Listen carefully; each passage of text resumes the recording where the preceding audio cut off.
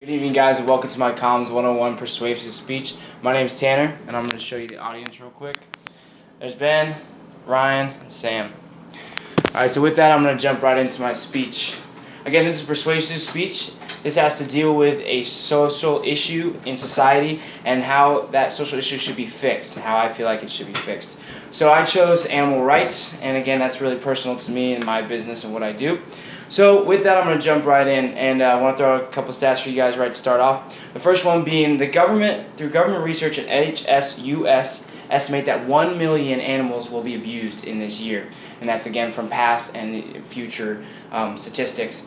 Also, poaching kills over 10,000 animals each year, and 16,000 animals this year will be on the endangered species list. So again, we have to talk a little bit about why this is valuable towards God. And again, we know that God created everything and that He values the things that He's created. So in that, I kind of chose this. Again, I give boat tours out through the years all around the world, in Alaska, Costa Rica. Anybody who watched my video before, I kind of talked about that. But again, animals are a big part of what we do and how we reach people for Christ. But even more so, it's something that God values and something that God created. So there's going to be three things my speech goes through to persuade you on why I feel like animals should have their own rights. The first one being ways to kill animals the correct way and the incorrect way, and how I feel like that gives animals their rights. The second one being ways that we can help endangered animals and hunted animals be killed easily, quickly, and painless. And the last one being why it's important to us and why it's important to God. So with that, I'm going to jump right into my main point number one. There are many ways to hunt, and I want to make it very clear that I personally am a hunter. I think hunting is okay, but there are some incorrect ways to do that, and I'm going to focus on two, which are trapping and poisoning. Personally, I was raised in Alaska. I understand that trapping is a huge part of hunting, and sometimes it can help with food, clothing, and it's even a sport.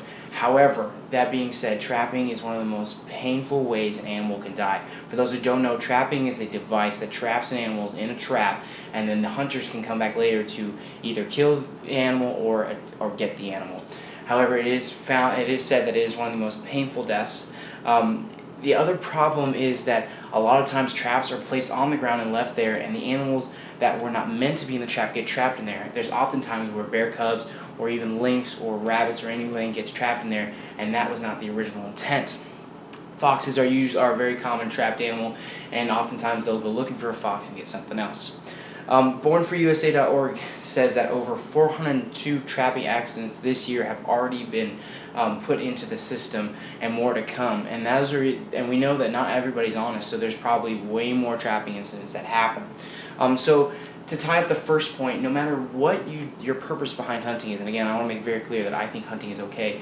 I don't think hunting with poison, which we obviously know is a painful death, or trapping is a correct way to hunt, and I think that it's much better just to kill them easily and use them for their purpose. So with that, we're going to jump into the endangered animals. As I said before, the EndangeredEarth.com has said that there's over 16,000 plants and animals that are going to be on the endangered species list, but I'm going to focus on the 10,000 that are animals. God created the animals as we know, and He created them uniquely with great designs.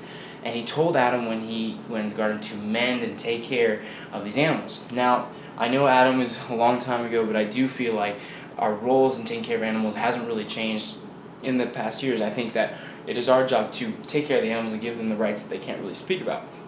So, saying that, many laws, in my opinion, should be created to help these animals that are on the endangered species list. And I'm just going to speak about one example, and I hope that you can kind of get where I'm going with it. And I'm going to use one of my favorite animals, the tiger.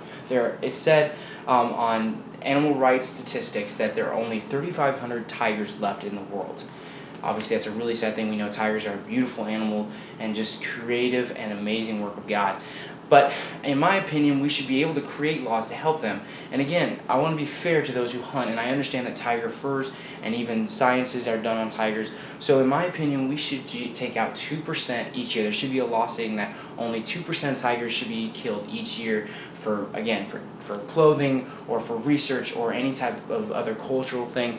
And so in total, out of 3,500, that would be 70 tigers a year. This is a way to let tigers continue to grow in the wild without really hurting their population, but yet still getting those necessary needs that people need in again, clothing or whatever. And so, again, it's important that these animals be protected. I know that a lot of people try and say, well, nature will take care of itself. Personally, I don't really believe that. I think that we have a part in it, and I think that we sometimes are the cause of some of these endangered animals. So, again, to help them, I think we should put laws and regulations where you're limiting the amount of animals that you kill or hunting the animals that are anyways. So with that, I'm going to jump into point number 3, which is why is this all important? Tying in why I believe unfair trapping or poisoning and these laws are important. So in Proverbs 27:3, it says, "Know the condition of your flocks and give attention to your herds." I take this as humans take care of your animals. I know that's somewhat of a stretch, but if you hear it again, know the condition of your flock. So if we know the condition of our animals and give attention to the herd, you're giving attention to these animals. The animals can't speak for themselves, so they need us to step up and go, okay, you can hunt them in a correct way, in a civil way, not a cruel way, and keep these endangered animals safe as well. Another verse is Proverbs 12:10. It says, "Whoever is righteous has regard for the life of his beast, but the mercy of the wicked is cruel."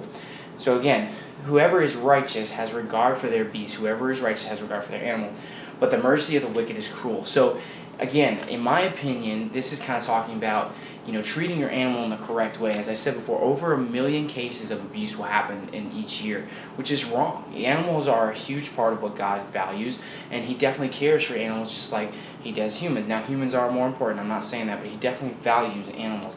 As He says later on in the Bible, that as every sparrow is sold and fallen and died, God knows about it. So in this verse, I kind of read and I go, okay, don't be cruel to animals. If you're going to kill them the right way. Don't abuse them. Also, remember that God designed the world, and it wouldn't be the same without animals. Unfortunately, with all the trapping, and there are some laws on trapping, but they're really not regulated as much as they should, nor are endangered animals regulated. If we really did a good job of stepping up, rising up, and giving these animals the protection, they'd be much better off. So in conclusion, I want to just say remember that the world wouldn't be the same without animals. If you think about your pet or anything else, your cat, your dog, your bird, if you go that way, it's important. You love that animal, and they're important to you. Some of those animals, although wild, are important to people like myself, and it's important that we keep them in this world safe, protected. But still, I want to be very clear. I am a hunter, and I think you should be allowed to hunt. There's just a correct way to do it. And again, that's not being cruel. So I just want to leave you guys with one last verse that kind of sums up my whole persuasive speech, which is Psalms 145:9. "The Lord is good to all, and He has mercy over all that He has made." All that He has made, the world, people, animals. It's our job to portray His mercy as well to these animals. Again, keeping the traps down and abolishing it in the end, and then making sure that we help endangered animals stay on this earth. Again, thank you guys for listening. Hope you enjoy, and I'll hear from you soon.